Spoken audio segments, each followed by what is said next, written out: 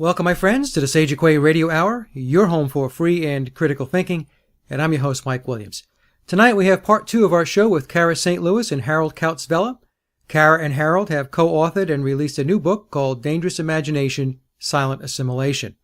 In this segment, Cara will take the reins and we will discuss the new book, as she explains the orchestrated social engineering which is all around us, the cult of personality within the truth movement, along with her thoughts on how to overcome the perceived obstacles to getting humanity back on track. So without further ado, here is Cara St. Louis. Let's talk about Dangerous Imagination, Silent Assimilation. I don't know what it's going to be called in Germany. I leave that up to Harald and my publisher. Because what I learned initially, Michael, in the translation of The Sun Thief is that in some ways the material ends up having to be rewritten because it has to be functional in the language in which it's going. Right. And so for me, at the very beginning, that was very, very difficult for me because I thought, you can't rewrite my book. What are you doing? But in essence, you have to rewrite the book because it has to sing. It has to sing in the language in which it is being. And that's where Harald's abilities to sort of channel and love things, come in. Anyway, and he's also talking about this addressing of the symptoms of black goo as infopathic, which I find is extremely interesting in the sense that one of the things that I believe ultimately is our battleground is the morphic field. The morphic field, again, we're back to Rupert Sheldrake, we're back to sort of John Lash in a way, but we're certainly back to Harald's ideas, Harald's physics. The human being, in my estimation and my understanding, and this is intuitive on my part, is the primary conduit between the imagination, which is the formation of thoughts and ideas and creation pre-materially on this plane on which we are living, and the material manifestation that comes through us. We do that. That's why we can call ourselves co-creators. And one of the things that's been happening, Mike, is that informationally so much garbage is trying to be funneled back into the morphic fields to mess us up, to completely pollute that environment. Now, this is one of the things that Harald and I haven't had a chance to talk about, and he will probably undoubtedly have better or clearer ideas about this. But in my understanding right now, it is a battle of control of the human being because we have the imagination. We have that I mage in, that magician quality, if you will, of being able to grasp, to hold an idea in our heads and channel it through who we are and use the morphic field to materialize it in this plane. That is something that our predator, and I do call it a predator, and obviously there's lots to discuss based on what Harald has brought about that, but this is a capability that is desperately longed for by an entity, like I would say, let's just call it our contact for right now for purposes of having to have a word to discuss it. Would love to be able to do that, but cannot. And so ultimately it's about controlling humanity. It's about controlling the human being relative to the morphic field. This is something I discovered in writing the book, which is what's so amazing, Mike, about these opportunities I get to put these thoughts down. And I will tell you how the idea for this book began just a few days before I saw Harald at this conference. And that was when I was being interviewed by Richie Allen on The People's Voice. The first question he asked me was, Cara, everybody asks me in relationship to this idea about chemtrails, couldn't it be a contrail? What's the difference between a contrail and a chemtrail? And at that moment, I literally saw the meme. I saw it, Mike. Yeah. It's the hamster wheel they've got us on. It's this thing that we can't get off. It's a capturing of our ability to think and a funneling of it into this wheel that we can't stop. And so in my mind, when he asked me that question, I literally had this vision of this button that gets pushed on our foreheads this was the visual. Around and around and around we go, and we can't get past that question, which has been answered a million ways to Sunday, Mike. Up one side and down the other. It's a really easy question to answer. But that's the tactic, though. That's the tactic, Cara, right? Is to keep people in debate. It's not just with that. Yes. It's with everything. Yes. So there's that. But it's not even, I mean, when you use the characterization, keep us in debate, it almost gives us a free will that is being weaned away from us in terms of these thought processes. It's a hamster wheel that we're on that we don't even know we're on. It's very simplistic. And around and around and around we go. And it's almost a physical thing now that we have to, but look how easy it is to break if you just sort of have that realization, oh my God, oh my God, around and around and around we're going here. Right. And then the other thing was, Richie asked me was, too many people would have to know about it for this to be the case. Well, okay, so we hear that all the time. Those two questions, though, made me realize that it wasn't going to be enough to just start talking about the chemicals in the air, the chemicals in the ground, the evidence, the ample evidence that we are being poisoned from the skies. It's there. It's irrefutable. And yet here we are. Mike, why? Why have we become entities that are allowing ourselves to be destroyed in this way, physically, our physicality? Why are we not only allowing it, but gleefully, almost happily doing it to each other? That's a question that I really had to answer. So what I did was go back, and I talked to Harald about this almost immediately. Harald, we need to write about this. I don't know what it's going to be together, but we need to do something together. And he calls it a no excuses book. And he's right. It's no excuses. His chemistry, physics, and some of the esoteric stuff that he's bringing, and his direct experience with all of this, yeah? And my research into the snapshot of the 20th century social engineering that's got us here. You could trace all this back millennia, but that problem with tracing it back millennia is that then people stop listening to you. What, millennia, what? Okay, so you've lost them. The idea, I think, as was the idea in The Sun Thief, is to keep it local, keep it relative for them. So let's take a snapshot of the 20th century and let's look at the forces that combined to maneuver us, not just individually, but en masse. And so the first part of Dangerous Imagination is about that. The second part is about what Harald brings to the table. And so we have to talk about this discovery of the human imagination and why that is the most powerful thing there is, and why that is what has come under vicious and unrelenting attack in the 20th century to shut us down, and the ways in which it's been attacked, and the entities that have been developed, like the Frankfurt School, like the Tavistock Institute, like political correctness as a weapon, all of these sorts of things, like the industry that was begun by Sigmund Freud's nephew, that we can now call the entertainment industry, that actually got plugged into the Frankfurt School as well.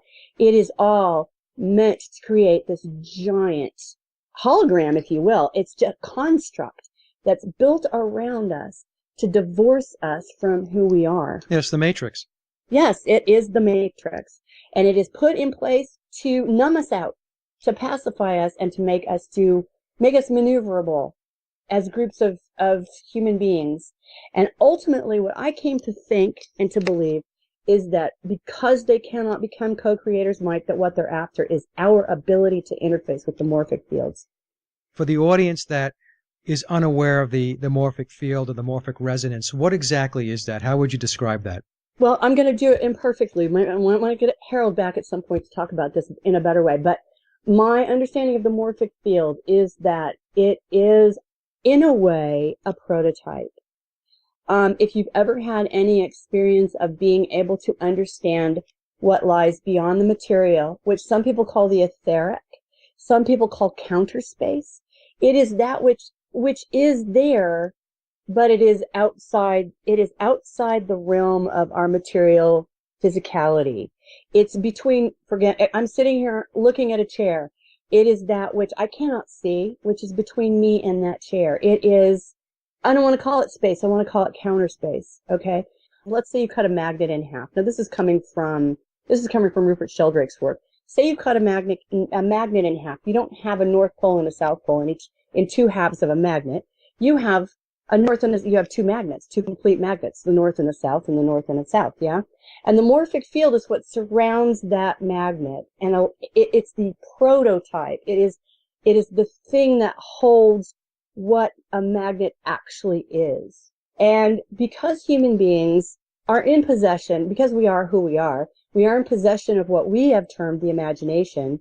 We actually, I believe, are conduits between the morphic field and the material plane in a very real way. So you have, on one side, you have prototypes of all it is and all that can be, but we are able to tap into all that is and manifest that self, manifest what we decide to manifest on the physical plane. This is why we can call ourselves co-creators. Okay, so it almost sounds to me like, let me just see if I can grasp this myself, but it sounds like perhaps it's the consciousness or even memory or the design that's contained within the etheric or the cosmic plan or construct. I mean, I don't know if that makes sense. No, that's what Rupert Sheldrake calls it. He calls it the realm of habit and the realm of memory. Okay. I might try in my very imperfect way to define it ever so slightly differently, because I really believe that memory itself resides in the water, and we are, what are we, 70, 80, 90% water? Yeah. Human beings. There's also a memory in the earth. There's a memory in the earth that's housed in the water, in my opinion. I've talked to master dowsers, geomancers, and people who are guardians of the monoliths. And we talk about the memory that's housed in water. And my opinion is that's what fracking is all about, to try to destroy the memory of the earth. Just my opinion, just an intuition that came to me. It seems to make sense to me, because otherwise there's no reason to do it. And Yeah. Harald pointed out, this is black magic. Yeah, they destroy everything. Yes. That's part of our living, so that the fracking aspect of it, I would agree, is Yeah. is part of that. Well, and the chapter that I just sent to Harold, because I was still working on it, is about the folk soul, Mike. The folk soul is why, I mean, when I look at the snapshot of the 20th century and what was done and who it was done to and who it was done through, you have to keep coming back to Russia, you have to keep coming back to Germany, and then you have to come to the United States. And I have to ask myself these questions. Why Russia? Why always Germany in the 20th century? Why the United States now? What is it about? These are just land masses, are they not? These are just nations, and nations are just economic entities, which has nothing to do with anything, really, except moving economic materialism around. It has to do with the folk soul, and the folk soul is something that you can explore. I explored it through Rudolf Steiner, who's at the bottom of my baseline cosmology. And the thing about the folk soul, it resides, in my opinion, in the morphic field. And this is why they have not been able to completely capture Germany, completely eliminate the countries that are part of the EU. You can try to make a nationalistic grouping of cultures. You could try to destroy a culture, like they've tried very hard to destroy the United States culture via social engineering. But ultimately, what you're going to come up against is the folk soul. And the folk soul resides in the morphic field. And it is like cutting a magnet in half. You cannot destroy it. You cannot cripple it. Ultimately, you cannot. And this is why I think my thinking now goes to this idea of the human being as a mediator between the morphic field and the material plane, and why informationally, one of the things that they've discovered is, yes, they can move us as people, individuals, and they can move us as populations via information. Yeah, they sure can. They can try to pollute the morphic field backwards via that information. But the reality is, Mike, as we have said, enough people are waking up that we say things like raising the consciousness, and people are getting kind of tired of people are getting numbed out to hearing that kind of thing. Yeah, it's overused. Yep. Yeah, and we don't want to have that go directly to New Age consciousness, because that's a completely different Right. con, really. But the reality is, if enough people are putting pure and real and actual truth into the morphic field back and forth, then everybody's going to know it, because everybody's in the morphic field. Everybody's consciousness is in the morphic field. So I think ultimately that is where we'll win the battle. Is that, are we talking about maybe a sense of an innate sense of belonging that a person has to their culture, beliefs, to It is. people? I mean, this is what's going on in the Ukraine. This is a perfect example. That's the Russian folk soul at work. Right. No matter what the nationalism or the fascist agenda or the NATO agenda or the black magic agenda, everything that's going on that particular battlefield is not going to touch the Russian folk soul, which is at the base of those people's consciousness. Yeah. And what that is, what the folk soul is, it is a power into which we incarnate to perform functions. Yes? Each folk soul has a function. Each folk soul has a mission. That's a really good word for it. And the people who incarnate in the realm of that folk soul are there to be part of enacting a mission. Yes?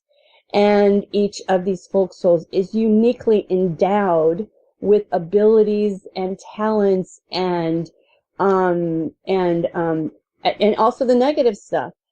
Everything that goes to make up that folk soul is there to create a condition or affect a condition on this plane. Yeah? And that is why it's really ultimately untouchable.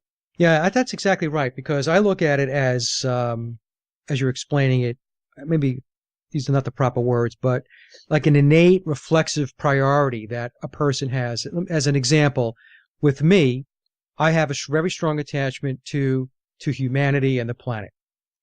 And because I'm so attached to that, that is my priority. It's like it's an unconscious, it's always there. And they're trying to disrupt what you're calling the folk soul so that people relinquish what is natural to them, right, so that they can engage in unnatural types of behavior or reactions. Right. The primary objective has been to distract us and make us forget and keep us so absolutely busy with what I call the 3Ds, which are dependency, debility, and dread.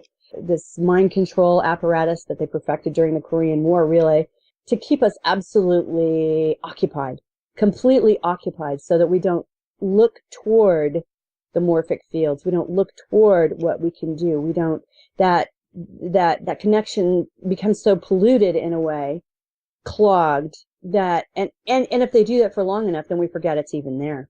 And we don't even try. Yeah, so Cara, so this comes in your book. You talk about social engineering. Yeah. And the cultural destruction of Western civilization. So this all plays into that, yes? Absolutely. And there's been a patchwork quilt of organizations that have sprung up sort of simultaneously to do that. You've got the Tavistock Institute, which came out of England. You've got the Frankfurt School, which was a result of a botched, completely failed attempt to turn Russia on its head. Little did they know that Russians were going to tune right back into their folk soul, and that was going to be the savior there. Anyway, it was a reaction to that, to try to get that Marxist ideology, Freudo-Marxist ideology, back on track. And then to turn the United States into a giant social engineering laboratory. And the reason it's important to get the United States out of the way is because this is really the land of individualism, is it not? This is the land where we understand sovereignty in our bones, because that's our folk soul. Right. And so, I don't think any entity who's out to dominate the planet is going to get anywhere without crushing the Americans. It just has to be done. And so that has been job one since about 1930, I think, when the Frankfurt School had to travel from Germany to the United States and became the Institute of Social Research. And, the book basically describes the genesis of how that happened in the 20th century. And the reality is that what we need to do more than anything is turn off our television. We need to stop reading the newspapers, the mainstream media, because it's absolutely all social engineering. Every single solitary ounce of it is social engineering. And we need to start listening to people when they're talking about how to break free. It's really very simple. You just have to say no. You just have to unplug yourself. But right now we're plugged in. And then you know what, Mike? The question becomes, then the question becomes kind of scary. What comes after that? Well, I don't think we have to be scared of that. I think that we are ultimately absolutely capable of incarnating what comes next, whatever that happens to be. Well, let me ask you, Cara, as you know, the social engineering aspect of it, some will argue that it's too far gone, that, if you take a look at much of the youth today, they have been born and raised into a system in which they don't know anything else. You and I we do. We remember going back to school and actually Yeah. learning something. We remember being taught about the Constitution, being taught, quote unquote, real history, as real as it could possibly be in this matrix. But, Yeah. today there's so much conditioning that children have been born and raised into. We talk about just simple things like going to the airport, the TSA, or DUI checkpoints. You have to show your identification if you're walking in the street. Cop wants to see some identification. You haven't committed any crime, mind you. You just happen to be walking around the street, but he decides that he's going to ask you to show him that, you're carrying your papers. And the one that really concerns me the most is because I've had conversations with young folks in their 20s, maybe even early 30s, where they don't have any concept of owning a home or having a sense of owning property. So to them, renting, as an example, is something that, well, that's just the way it is. Owning a home, well, that's nice. Yes, my parents owned a home, but that's not something that I'm likely to ever be able to do. And they don't really think past that. It's just a kind of a foregone conclusion that it's just not going to happen. So this is the way it is. And they just go on their merry way. It's apathy and almost a defeatist type of attitude. We would look at it that way because we know we have a reference point. We can look at it and say, shouldn't be like that. But they don't see it that way because they don't have that reference. That's where they live. That's their environment. That's their conditioning. So going back to how do you break the social engineering from that perspective if entire generations are born and bred into a system which they think is okay? Yeah, this is a really interesting point that you raised because that's been a genesis and evolution in my thinking. And once again, it goes back to the morphic field. Okay, I'm not so sure that it's not a bad idea that they get disengaged from this idea of private property and all of that stuff. This nationalist, do you know this is a nationalistic economic agenda that may have been foisted on us. It's certainly not Aboriginal. It's not Native American. This idea of ownership and things like that. And so I think that that may backfire on anybody who thought that was going that was really just creating apathy. I think what it is in a way it clears a space. It clears a space for them to come to something completely different. And this has to do with the morphic field. The more that goes in, if you trust the idea, it's like the 100th monkey thing, Mike. If you trust the idea that if enough gets into the field, then if enough people get it and get it into the field, and that everybody gets it, then you understand why they're so desperate to keep us away from that. Even these children whose material raising has been under this terrible, terrible system that we've been living under in the United States. There's two things, really. First of all, they came here to fight this battle. I'm absolutely convinced of that. So on their primal spiritual level, they know what's going on. They've just come under attack that's absolutely brutal. Mm-hmm. Absolutely brutal to keep them from becoming conscious, which is why the children are being attacked all the way down to birth. Absolutely all the way down to birth, because they have to keep these children from incarnating. They know they're going to wake up. That's not the issue. They will wake up because they're coming here to do this battle. But so they have to stop them from the minute they draw their first breath, in a way, which is why they're vaccinating children in the hospital, that kind of thing. So there's that, all right? And I think a really good example, although this is a brand new phenomenon and we kind of have to cast a wary eye over it and have a real look at it. What about this idea that the New York City Police Department is standing down largely? Now, I wouldn't have expected that in reaction to the police shootings. Yeah, right. I wouldn't have expected that. I would have expected this to be at the moment where we could go to war. You know, this would be the moment for the brother against brother kind of thing that they're looking for in the United States. I would not have expected the police to stand down. So I wonder why. Why? Is this the morphic field, Mike? That's a good question, because I understand your point that they could have easily have escalated, right? Hey, it's the opportunity of a lifetime. And it's interesting you should say that, because my thought was, I'll just give you my thinking on what happened there. They know that they are revenue generators. Yeah, that's that. Right. So, say, look, we're just not going to write any more tickets. We're just going to deplete the revenue coffers, and we're going to show you, Yeah, yeah. So, but even that, let's just say it's that, right? Mm-hmm, even that's better than escalating violence. Right. right? Right. So, This is a big deal. What they're doing is a big deal. I think it's just remains to be seen yeah. what it actually is. But I find it to be hugely interesting in terms of what I'm trying to get across, the morphic field. And if enough people know, then things will just automatically change because you can't. This is the idea of you are, Right. that prototype of human. What is it? Where does it live? And can it really ever be destroyed or permanently affected? See, I don't think it can. If I understand you correctly, what you're saying is, look, as we break down the matrix, then people are going to circle back to what's natural to them, Yeah. right? Going Yeah. back to it. Yeah. Yeah. Yeah, absolutely. So yeah, there is always the question, and if you have children of your own, it's very painful to watch them go through what they're going through right now. But interestingly enough, I asked my oldest son, Mike, you and I end up talking about my oldest son so often, it's funny. But I asked him not too long ago, because I visited for Christmas, because we moved around so much during his growing up. I said, "Where would you say you're from?" And he goes, "You know what, Mom? I'm just an observer." Damn, Mike. Hmm. I was stunned that he knew that. Yeah.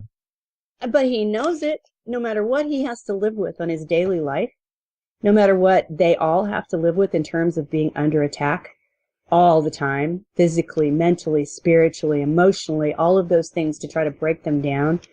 He knows that, Mom, I'm just an observer. Well, I'll be damned. Now, does he also see what's going on in the world?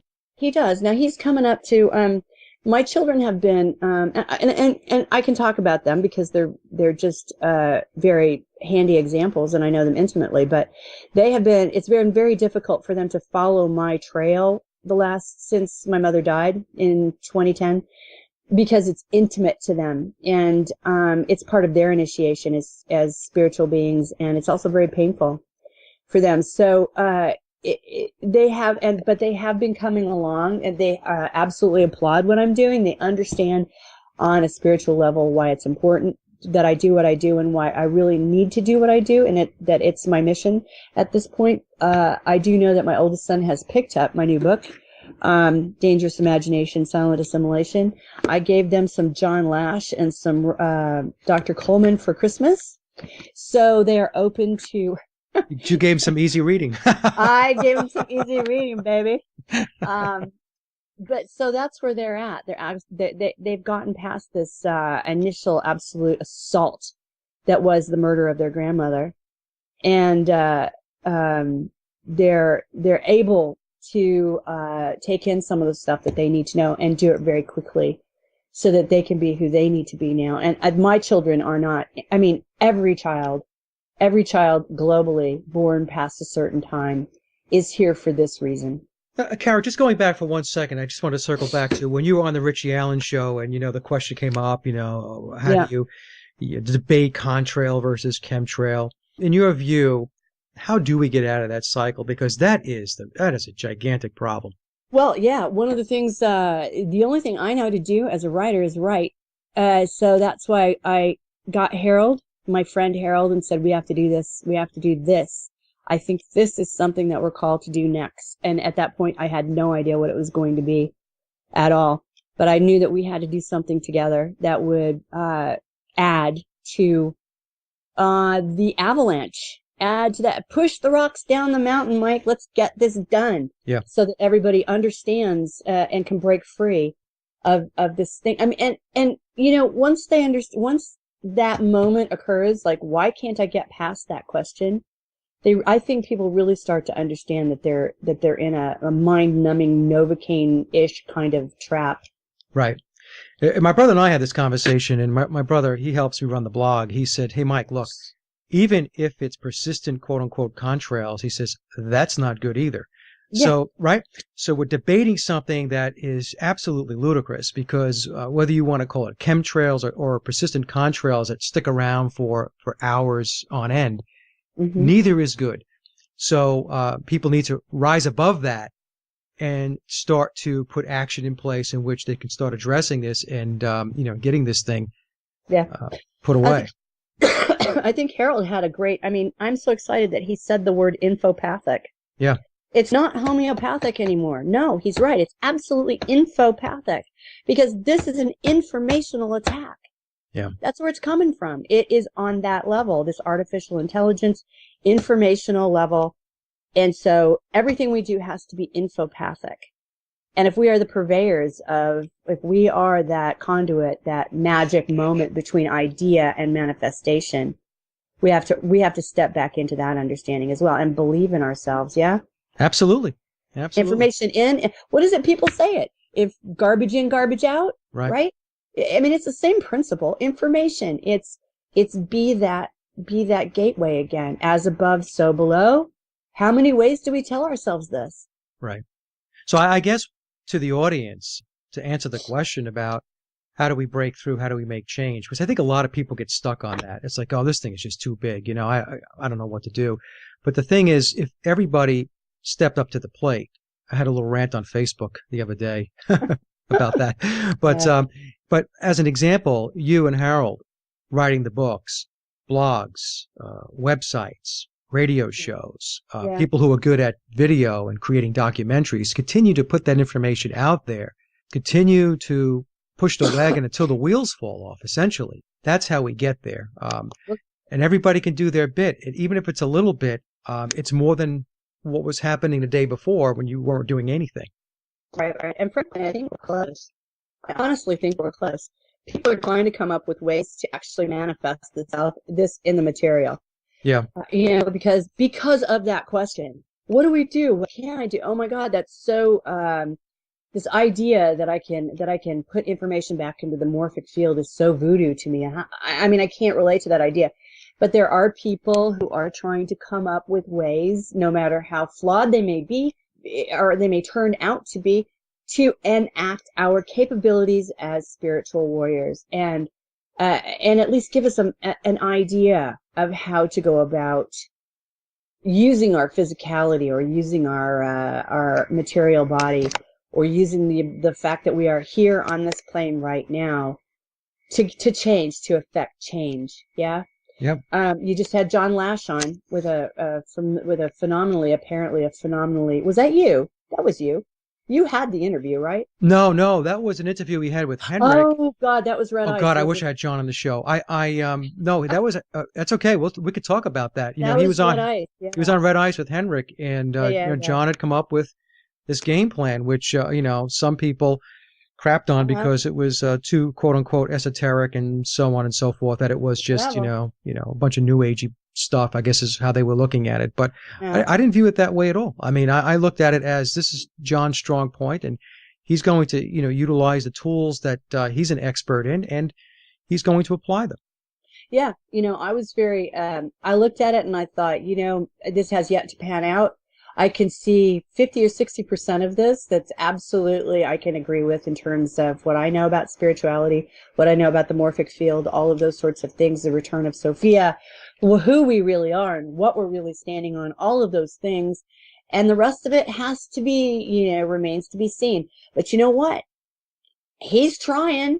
Right. At least he's trying to put 2 hands and 2 feet to the question, what can we do?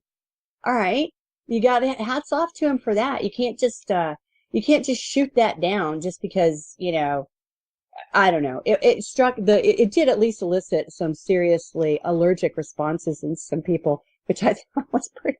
So it's hitting some kind of nerve somewhere, Mike, right? Well, it's hitting a nerve, but the other thing that it says to me, Karen, you and I have spoken about this before, is that even within the community which is seeking truth, there is this line of division which says, look, if you don't think the way I think, then you're not thinking. Yeah. Yeah. I was actually invited, Mike, and we've talked about this as well, because I have a real problem with what I would call the cult of personality that goes along with any kind of coming out on a large scale level, trying to tell millions and millions of people what's up. Inevitably, it becomes a cult of personality. I don't care who you are, what country you're living in. It's just the way things are set up, and the way things were set up by Edward Bernays. Thank you very much. It's all about being a movie star in a way. But I was asked by a woman, in all genuineness, I'm sure, to be part at the very last minute, to be part of this radiothon that was going on chemtrails. My friend Mark McCandlish was on it. Michael Murphy, Dane Wigington. Yeah, I had seen the Did post you on see that. this? Did you see Yes. this? This guy that calls himself the Canadian Spartacus in Canada. Yeah. Yeah, him.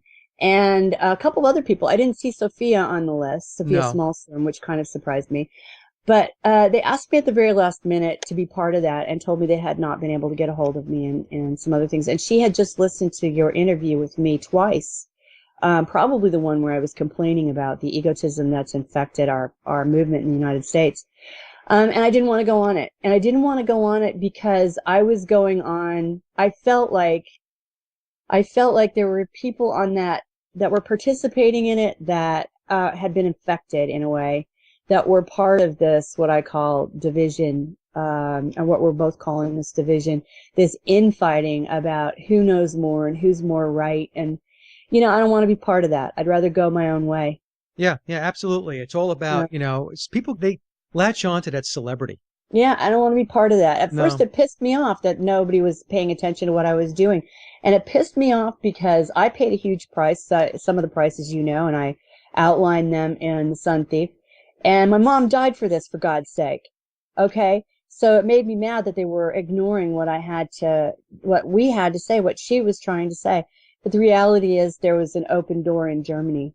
There was an open door in Europe, and there's a reason for that. Right. To go out of the country and then try to fly under the radar getting back into the country. Because as I have said, I believe that we live in an electromagnetic prison camp in the United States, that we are bound in many ways in terms of our volition toward getting information on a conscious level, which is why it's so important that the morphic field be recognized and understood and relied upon, because it will save us. But in terms of just accessing information in the United States, we're absolutely bound. Every publishing house is part of it. All of the media is part of it that isn't part of alternative media. And once you start making a name for yourself as a chemtrail warrior, so to speak, you become part of it in a way as well. Yeah, I mean, I found that if I just do my own thing, I apply my own critical thinking, I'm better off.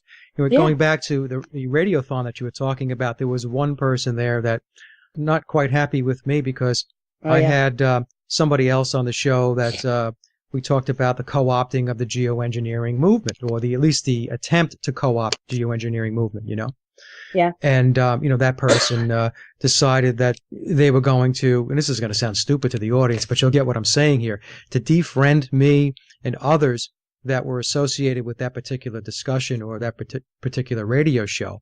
So that just tells you right there the level of childishness that could be very prevalent even in the truth movement, where somebody's like, hey, I don't want you talking to that person because you talk to that person, I don't want anything to do with you. I'm like, grow up.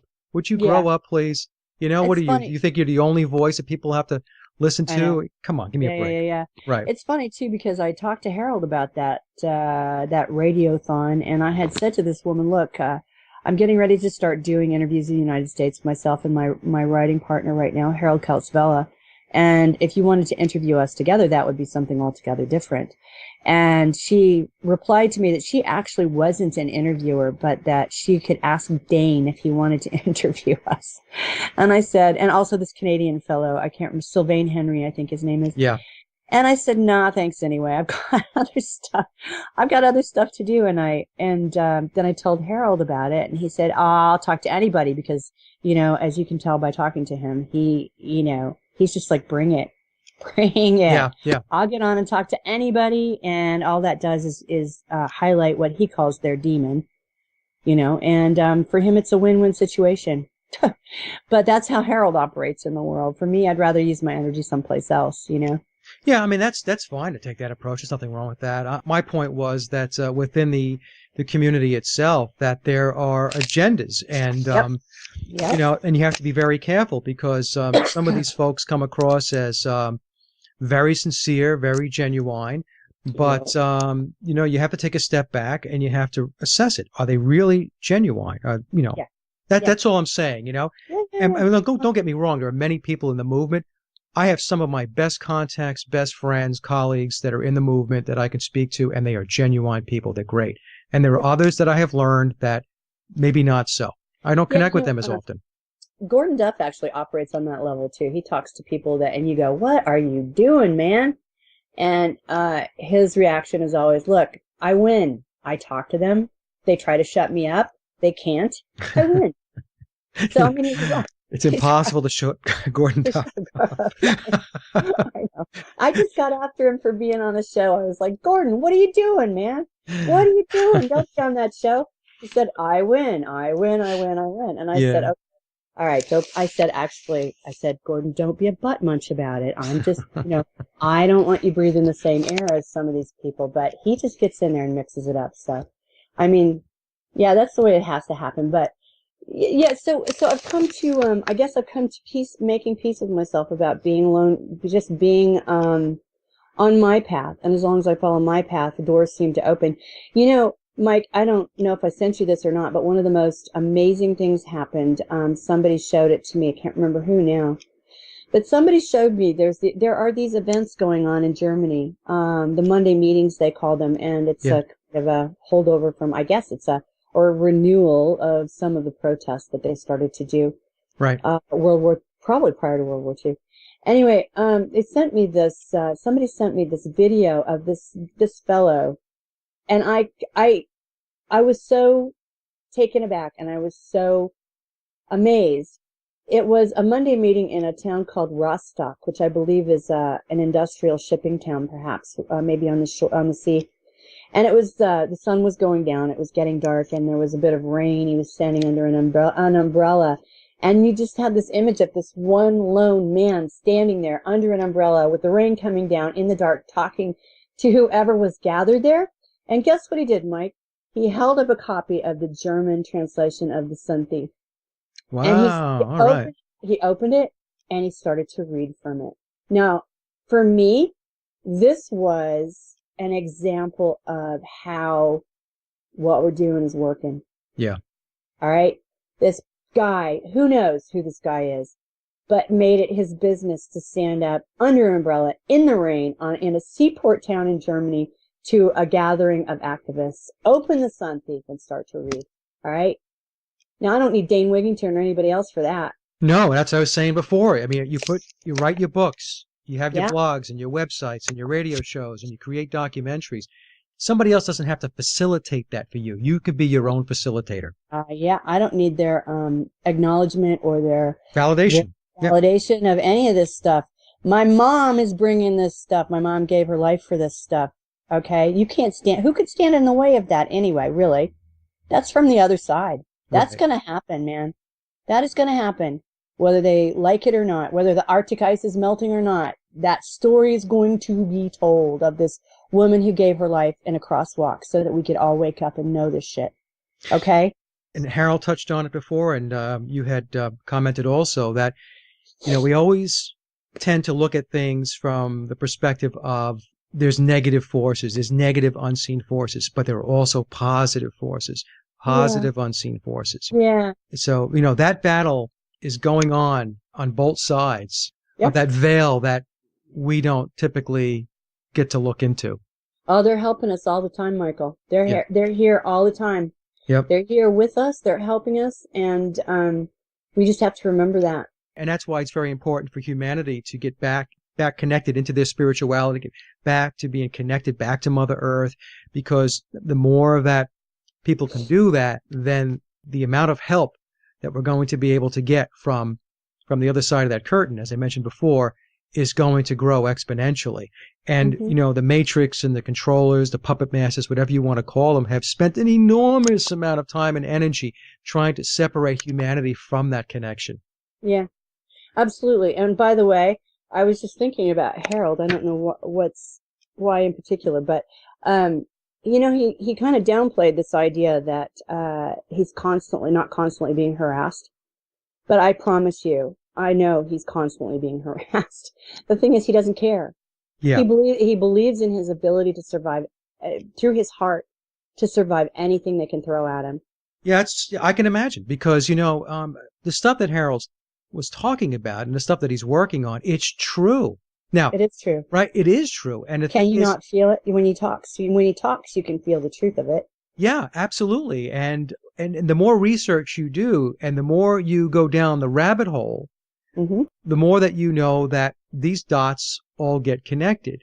Yeah. So, people have a hard time believing that it's this abstract that, we talk about black goo or sentient oil, and we're talking about black magic, and we're talking about numerology. Oh, you people are all out of your mind. But the truth Right. of the matter is that stuff is all true and it's all happening. And essentially, those are the tools that they're using to control humanity. Yeah, I did talk about that a little bit in my part of the book because you can't divorce that aspect of things from any aspect of things. I mean, I try not to hammer on it, but it's definitely there because it's part of the warp and the weave of what we're dealing with right now. But we are magical beings ourselves. We are not hostages of some people who have figured out how to use magic. That's not it at all. We are all magical beings, all of us, every single one of us. Right. And I was also thinking about this idea of the competing activists in the United States and how just I reject that and I walk away from that. When Harald and I were speaking together for the first time, really, in Saarbrücken last year, I went on first and then he followed me because we have similar topics, yeah? And I remember what he said to me was, what are you going to talk about? Because whatever you talk about, I'll talk about the rest of it. I mean, come on. How cooperative can it get? Right. Tell me what you're going to talk about and then I'll talk about whatever it is you don't talk about. Right. Okay, no problem, right?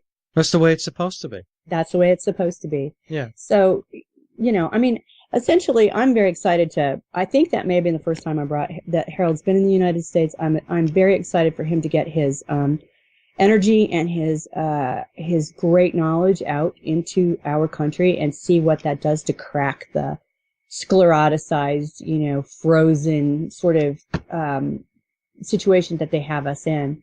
And I'm really excited for people to pick up this new book because, as Harald says, it's a no excuses book. And believe me, there's nothing in here that isn't. Not reading this book does not mean it's not happening, guys. It just means that you're acknowledging that it happens. And if you will acknowledge that this is actually going on in your mind and in your heart, then that will help fill the field with true information. And we will be able to throw off this yoke. Yeah. That's all. That's all it's for. Very good, Cara. And did you have any more information you wanted to get out for people to connect with you? Vortex. Yes. Vortex, courage.me, still going strong, 149 countries. Thank you very much. And we're doing pretty well. I mean, especially for a new, we're in 9 languages. I try to put as many languages up as I can. I try to talk Harald into making contributions as much as he can. I actually bring some of your stuff over whenever I can, and we have a lot of original thinking there. So I'm very proud of what's going on there. I have noticed that putting Dangerous Imagination, Silent Assimilation on the market has encouraged people to start reading The Sun Thief, which just blows me away. Blows me away how that works, but I guess that works. So read that as well. And I am getting ready to inaugurate a serious website that just has to do with me so that people can order my stuff and look at my stuff directly. Because I don't trust anything that's out there. You can get my stuff through Amazon.com, obviously, but I don't really trust anything that's controllable on a national or informational level. So I'm trying to make it so that you can reach me and my work directly. So when that happens, I'll just send you the site, Michael, and maybe you'll be kind enough to throw it up so people can have it. But come to Vortex, read what's going on with Vortex, and stay up to date with what we're trying to put up there. Yeah, we've linked up to a number of your articles on my blog, so that's how we share, ideas and share information. It is. Hey, Cara, I was wondering before we kind of wrap up here, I wanted just to talk a little bit and just tell our audience that our good friend and colleague Pamela Tartar is trying to get better, and so any well wishes, prayers, energy that our audience can send Pamela's way, any kind of healing that we can send her way, that really appreciate it if we can do that.